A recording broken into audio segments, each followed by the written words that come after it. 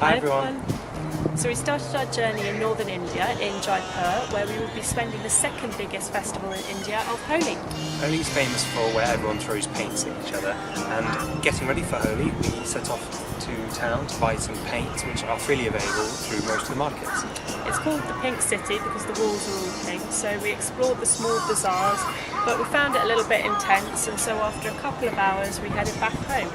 Jaipur, being in Rajasthan, is famous for its forts, and we set off to the Amber Fort, which is one of the largest in the area, and we're really surprised and happy that it turned out to be quite as nice as it was. It was a really special place to go. There was quite a few tourists, but not too many. We saw lots of elephants going up to the fort, giving the tourists rides on the way in, and as we went through the entrance we couldn't believe the amazing design of the whole palace. Walking around, there's echoes of Islamic architecture throughout, with lattice stonework, and also one place which is called the Hall of Mirrors, in which you've got loads of glass put on the side of the wall, and it was used to reflect light in an otherwise quite dark square.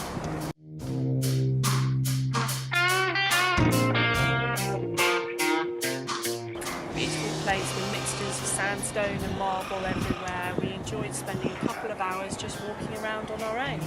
So waking up in the morning on the day of Holi, we kind of thought that it would start off slowly with it building up towards the afternoon, but we really couldn't have been more wrong. Over breakfast, all the guests were dressed in their white robes, and I had bought some as well, and it was a good thing too because the family had already got their paints out and started covering our faces. We obviously got involved as well, and after a few minutes of ruining their kitchen floor, we set up out into the streets where we threw paints with all the children and the other tourists as well, and after that we did a walk around the area. Walking around the neighbourhood, people riding on their bikes would quickly stop, get off, throw paints at us and then move on. There were some drummers along the way and we got into a bit of a party with them as well, and the whole morning was exhausting in the sun but really, really fun. It was amazing that everyone welcomed you, shouted happy Holi, rubbed paint on your face, threw it at you, and there was just everyone really happy about the occasion and the whole feeling of it, and it was just really good to be a part of. As soon as we got back to the house, we thought it's time to have a rest and a drink of water, but no. Up on the rooftop, the family had started their own little party. This time, instead of using the dry paint, which are famous for making obviously the powder in the air, they'd mixed dye in with the water and basically covered everyone in it and turned it all into a massive kind of rave and a mess. So no one escaped, we all got covered. Chloe got her face rubbed in it as well, and by the end of it we were just completely stained. So we were absolutely drenched by the end of the day, and after lots of dancing we showered off, but the dye wasn't coming out that easily. It stayed in fact for 3 days on our skin, and Luke still has the green in his hair. It was really funny because as we got onto the train the following morning towards Agra, we obviously got on, our faces completely stained pink. We looked like a really, really bad Oompa Loompa. And heading into Agra, we were obviously a bit concerned about our looks, but we turned up there anyway and set off for the Taj Mahal. Sadly though, we hadn't researched the Taj Mahal and we didn't realise that it was closed on Fridays.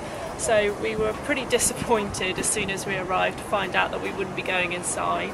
But with the help of a tuk-tuk driver, we found the garden opposite the Taj Mahal where we would watch the sunset. So sat in the ruins, we watched the sunset over the Taj as it glistened in the sunlight, and it was different to how both of us expected. I think we both liked it, and it was nice to meet the people that were also sat there as well. We got to talk to a load of tourists as well, and just generally have a relaxing night. It was a short trip to Agra and a slightly smelly one as well, but we got the train the next morning over to Delhi, which was completely not what we expected at all. We'd managed to save up a couple of nights on hotels.com, so we booked ourselves into a pretty nice hotel for the evening, but really the main objective of going to Delhi was for the cricket. England were playing Sri Lanka in the T20 World Cup, and with some help from Luke, I quickly learnt the rules of cricket from my very first match.